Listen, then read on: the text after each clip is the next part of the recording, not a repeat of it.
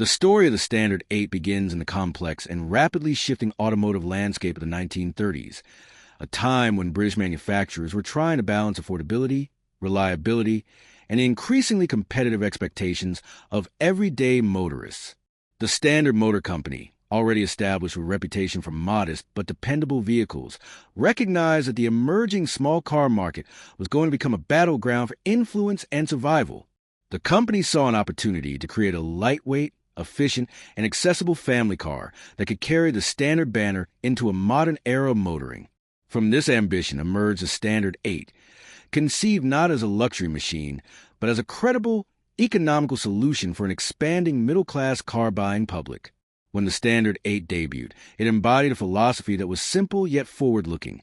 It had to be inexpensive to own, inexpensive to run, and above all easy to maintain at a time when road infrastructure and service networks were still developing. Standard's engineers set out to create a car that was mechanically straightforward, constructed around a four-cylinder engine and a minimalistic body shell. It was never intended to be extravagant. Instead, it was designed to be honest, efficient, and approachable.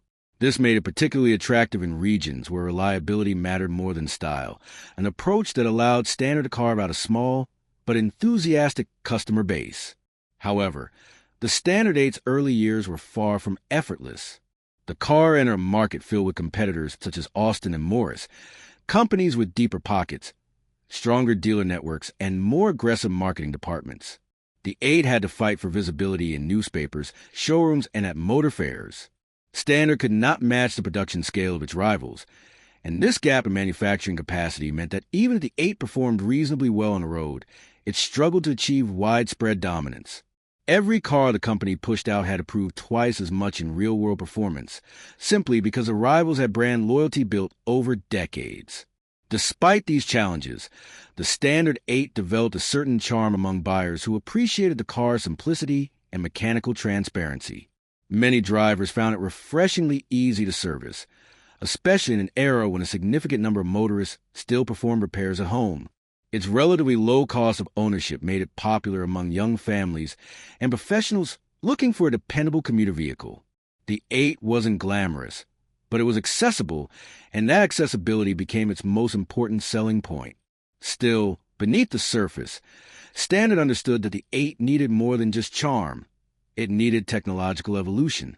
By the late 1930s, Standard began to realize that the 8, while promising, was becoming outdated faster than expected. Competitors were experimenting with more stylish bodywork, improved cabin comfort, and more powerful engines. The 8's mechanical architecture allowed only limited innovation, and without substantial investment, the car risked becoming stale. Standard faced a dilemma: modernize despite financial constraints, or continue selling a car that was losing its competitive edge. This tension would foreshadow the more dramatic challenges that awaited the Standard 8 in the post-war era, where the very idea of what a small car should be was about to change forever. After World War II, the automotive industry entered a new era fueled by pent-up demand, modern design sensibilities, and a shift toward mass production efficiency. For Standard, this was both an opportunity and a trap. In 1953, the company revived the Standard 8 nameplate with an entirely new model, smaller, lighter, cheaper, and radically minimalist. This post-war Standard 8 was intentionally engineered to be as affordable as possible, famously launched without a boot lid, bumper overriders, or even an opening glove box to keep costs low. Standard wanted to create the ultimate budget car, one that will allow the company to regain ground in the small car segment and present itself as a modern manufacturer aligned with the aspirations of the working class. Yet the reborn 8's extreme minimalism, while innovative in cost-cutting, was something of a double-edged sword. Customers appreciated the low price, but some felt the car was too Spartan compared to the increasingly well-equipped small cars offered by rivals. The British public, having endured years of austerity, wanted modern comforts and upgraded styling. The Standard 8, however, had been engineered from the ground up to be cheap, and that limited the company's ability to add features without increasing the price. As a result, the 8 sat in an uncomfortable position. Inexpensive and functional, but lacking the desirability that competitors were steadily embracing. Competition became more intense as companies like Austin introduced the A30 and later the A35, vehicles that combined compact dimensions with modern monocoque construction and attractive styling. These cars resonated deeply with a post-war generation eager for progress and sophistication. Against them, the Standard 8 started to look plain and mechanically conservative. Even though it was reliable and economical, it simply couldn't match the charm of its rivals. Standard found itself reinforced into a corner, unable to modernize fast enough while competitors were moving rapidly ahead with improved engineering and mass marketing.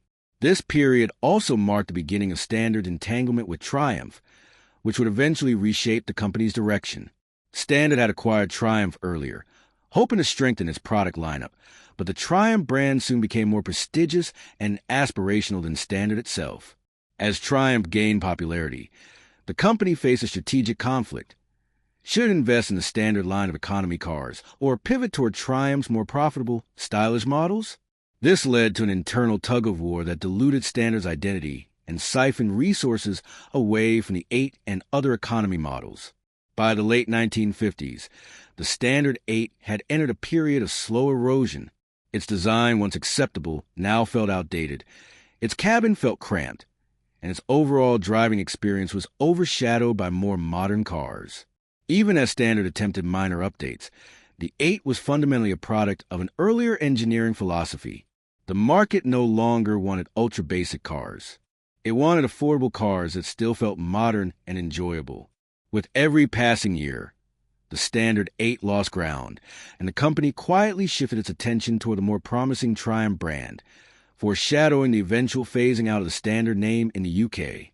As the 1960s approached, the writing on the wall was unmistakable. The Standard 8 could no longer justify its presence in a rapidly evolving small car market. The rise of monocoque construction, sleeker body styles, and more refined interiors transformed customer expectations. Standard, increasingly focused on Triumph's budding success with sporty sedans and roadsters, had little incentive to keep the 8 competitive. Production continued only long enough to clear inventories and maintain a minimum presence in the economy segment. The company no longer viewed the 8 as a vehicle that could grow. Instead, it saw it as a relic of a fading era. Triumph's rise was swift and decisive. As the Standard Motor Company leaned further into the Triumph identity, the Standard brand became overshadowed, and the 8, once positioned as the backbone of accessible motoring, lost its strategic relevance. Triumph's cars were modern, stylish, and profitable, 3 qualities the Standard 8 struggled to embody. The more Triumph grew, the faster the Standard cars receded into obscurity. Within Standard's internal hierarchy, the 8 was no longer a priority. It was simply a leftover, a product still sitting on the assembly line only because its cancellation had not yet been formally announced. Eventually, Standard discontinued the 8 entirely, replacing it in spirit with more modern small cars under the Triumph banner. The Standard name itself vanished from the UK market by the mid-1960s, surviving only in select overseas markets, such as India, where Standard continued to produce other models for some years. But the 8 did not return, nor did it receive a revival or retro-style reinterpretation. Instead, it lived on quietly in the memories of drivers who appreciated its honesty, its simplicity, and its mechanically straightforward character.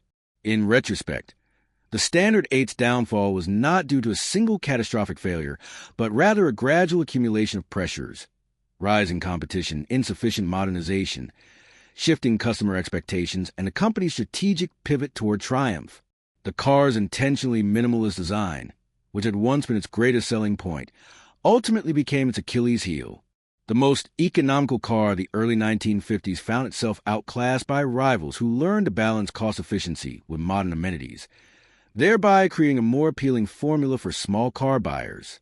Today, the Standard 8 is remembered as a modest but meaningful chapter in automotive history. It represented a moment when British manufacturers experimented with ultra-affordable motoring, when cost-cutting was as much an engineering strategy as performance tuning. Classic car enthusiasts regard the 8 with nostalgia rather than excitement, but they appreciate its place in the long narrative of British motoring. While the Standard brand may have faded and the 8 may have disappeared from showrooms decades ago, its legacy survives in the lessons it taught the industry: that affordability alone is not enough. that progress must continually be embraced, and that even the simplest cars can leave a lasting imprint on history.